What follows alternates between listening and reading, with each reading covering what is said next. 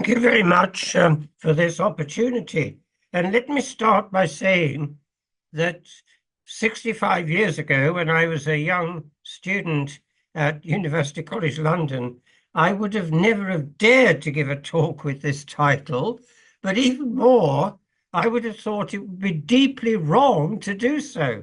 So this is very much a jump into the blue back of beyond, I think, because the standard view, widespread within biology, is very different.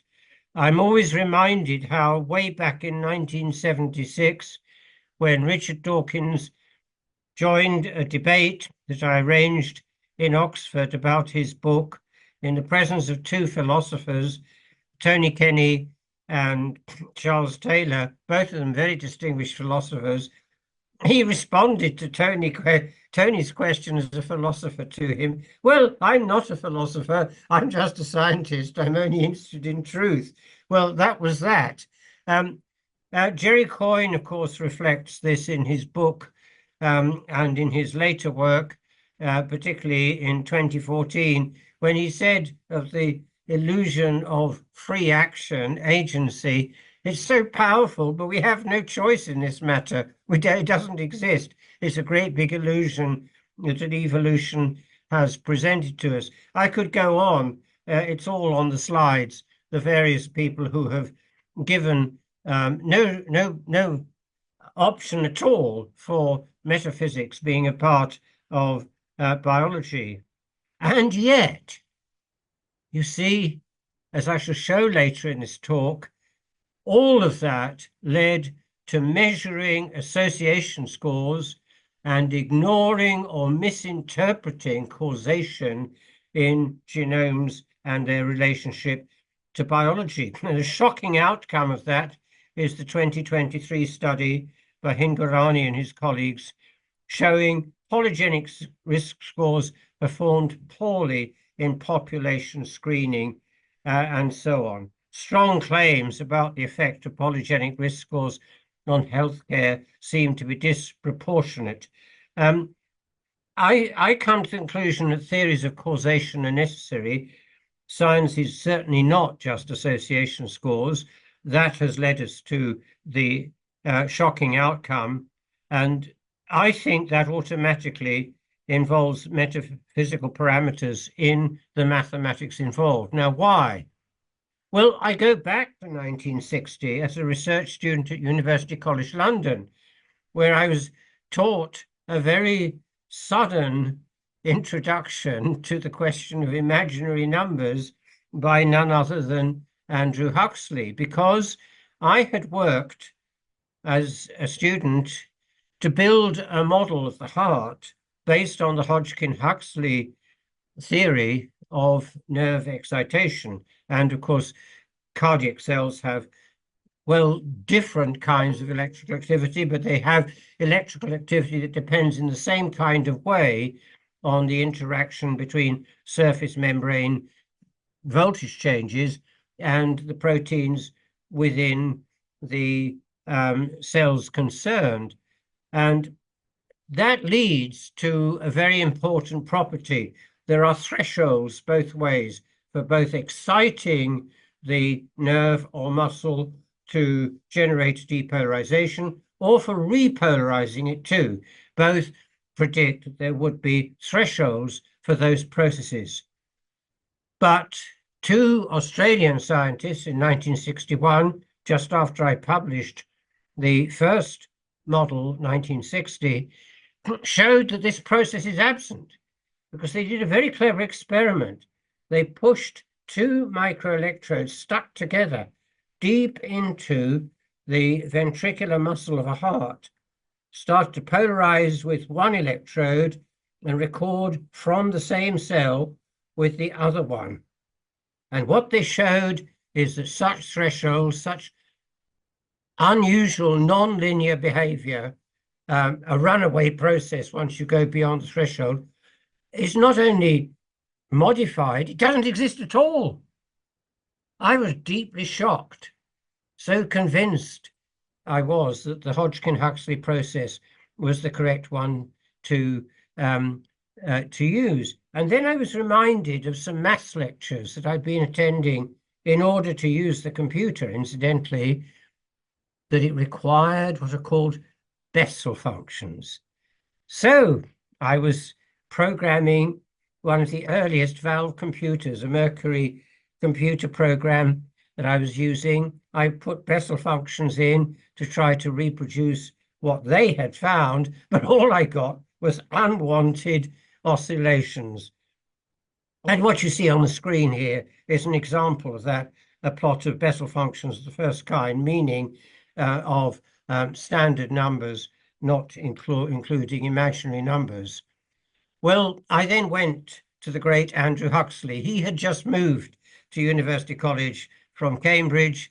Frustrated, I showed my results to him, and he said it very quickly. Denis, he was obviously very upset with me. You need a Bessel function of an imaginary argument. Imaginary?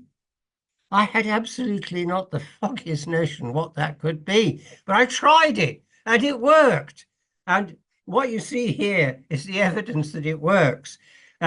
The top diagram there is what the situation would be if you polarized the heart membrane uniformly everywhere. And you see there are thresholds for the relation between current and voltage. If you go to a cable property, you begin to get to the point where sometimes the thresholds disappear, but they're still there. But as soon as you go to point polarization of a sheet membrane, the thresholds completely disappear. I was shocked by this result too, but it's true. Why? Because, well, first of all, we have to explain the metaphysics here. The square root of -1, of course, does not exist. No one has ever seen an imaginary number of apples. But what this taught me, although I didn't understand the metaphysics aspects of this at that time, is that actually the concept, in this case, of a non-existent object is of widespread utility in mathematics. Euler, Cauchy, Gauss, and many others, of course, have used it. And the reason is what you find when you get the right kind of Bessel function, the one using imaginary arguments. You get, as you can see on the left there, a decay of the point polarization.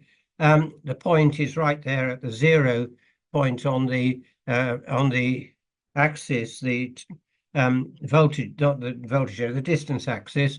What happens is that it decays exceedingly steeply. So virtually nothing is polarized. It's remarkable, and I was very surprised by this, but it's what got me out of that particular difficulty. Now I want to go back to the point I made at the beginning of the talk, the lessons from what I call the gene-centric impasse, because the failure of genomics to lead to the promised cures for complex diseases actually depends on a total reliance on association itself being adequate. And the metaphysical problem here is that association scores cannot reliably identify causation. And the reason for that is that causation is a metaphysical concept that requires a hypothesis that can be modeled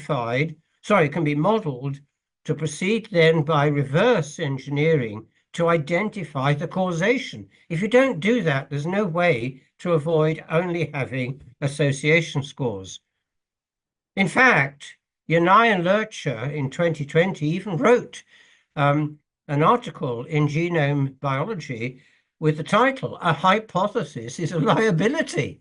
So we shouldn't even have hypotheses.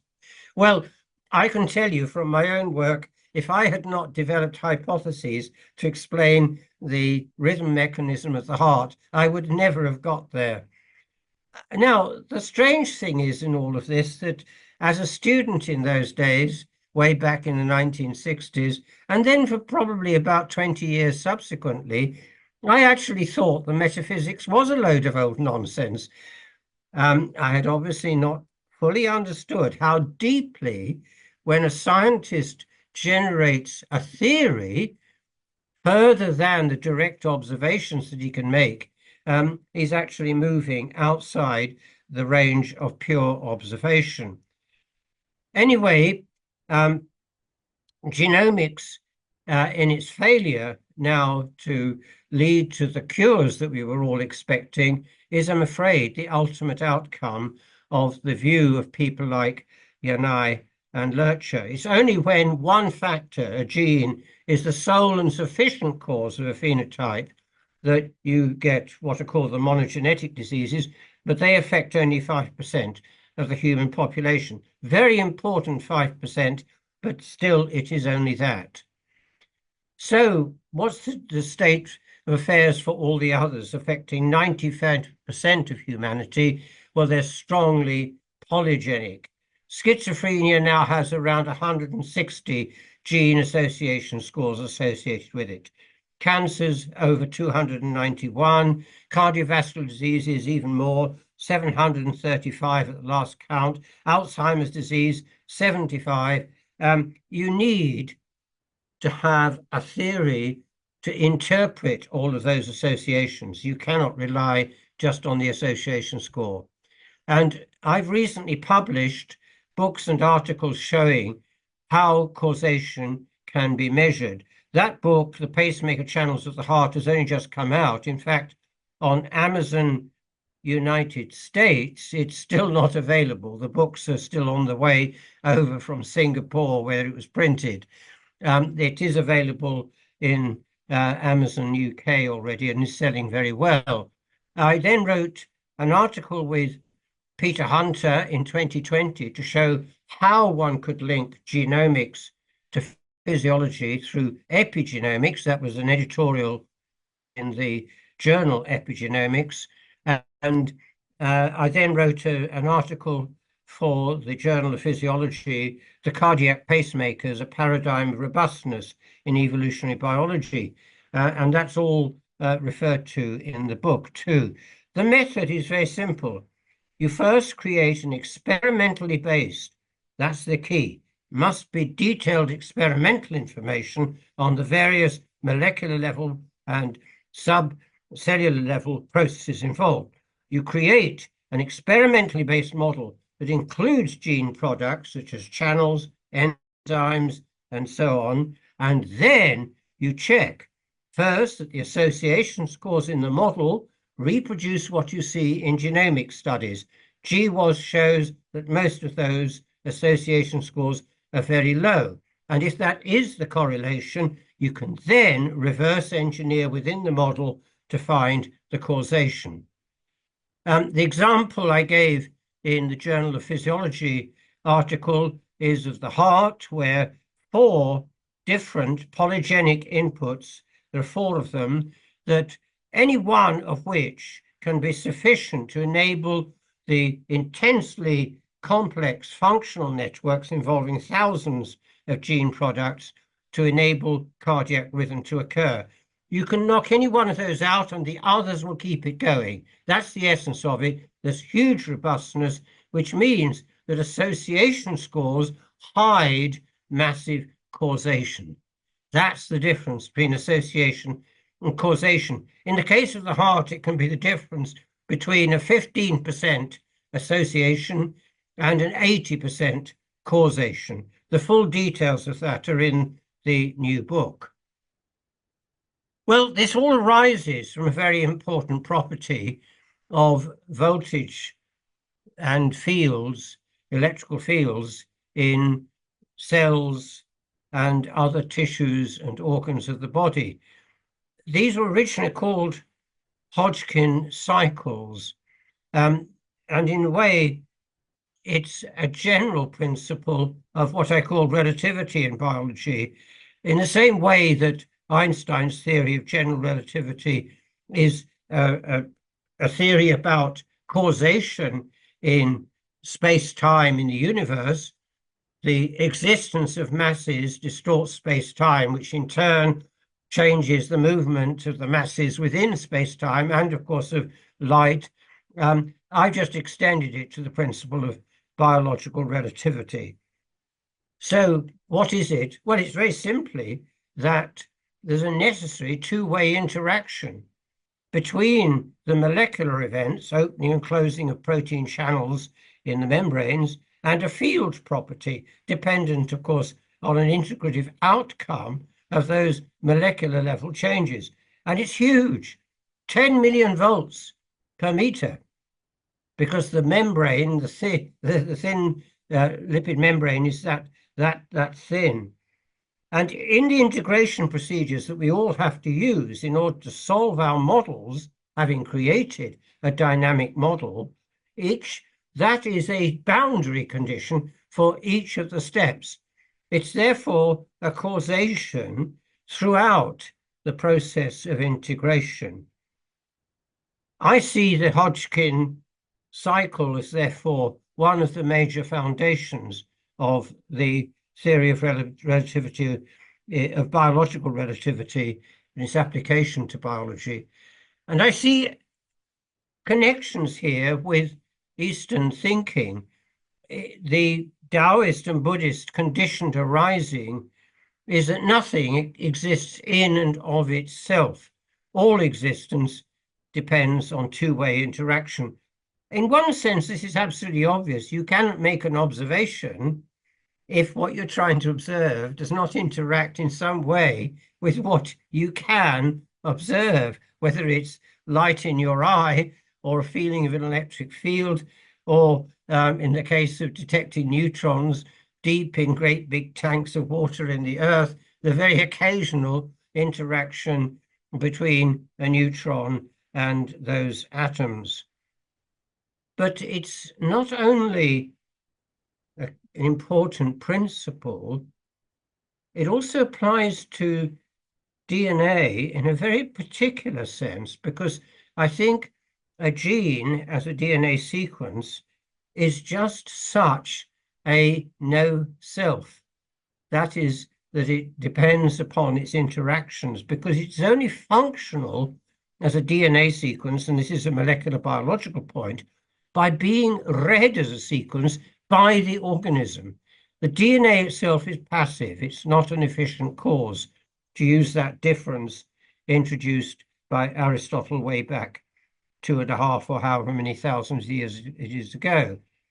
As a passive molecule, it is in practice, therefore, just another chemical.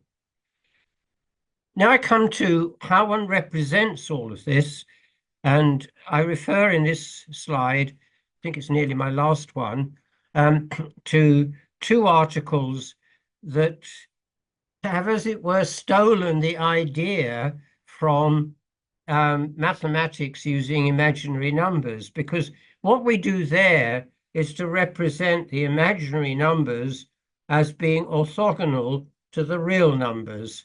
You plot them on a two-dimensional representation so that they are orthogonal. The problem that we wanted to attack, this is my brother and I, Raymond Noble, also a physiologist, and George Ellis, a cosmologist and mathematician in South Africa, who's collaborated with me on interpreting the principle of biological relativity. What we've done here is to say that in a similar way, one can represent all the non-material factors, the social interactions of organisms, as being orthogonal to the physical processes that occur in them. The details of that are in those articles.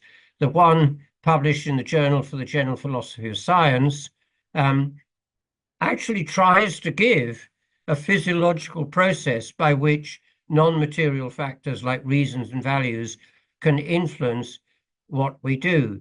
And the article with George Ellis, Biological Relativity Revisited, also does the same thing.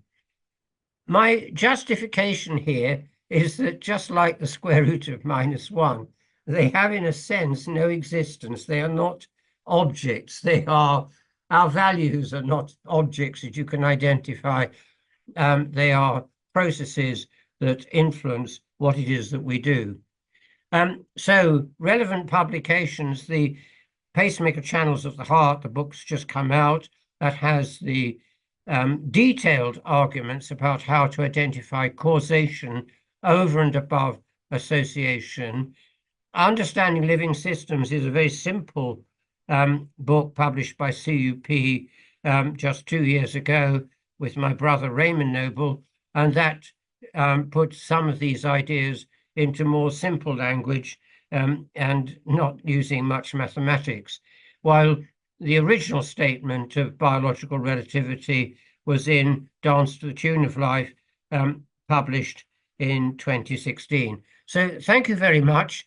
I've stuck my head out on a process I would never have imagined, certainly not 60 years ago, possibly not even 30 years ago, that I would ever do. But here we are. I think we have to admit both that there is a need for metaphysics in some of the understandings that we try to create, our modeling, if you like, of the processes that give an insight into causation in biology. And if we don't give an insight into causation, we will never solve diseases. That's one thing that I've learned after teaching medical students for very many decades. If you don't know the cause of a disease, you won't have much chance trying to find its cure. Thank you very much indeed, and I'm very much open now to questions, and I'll stop sharing.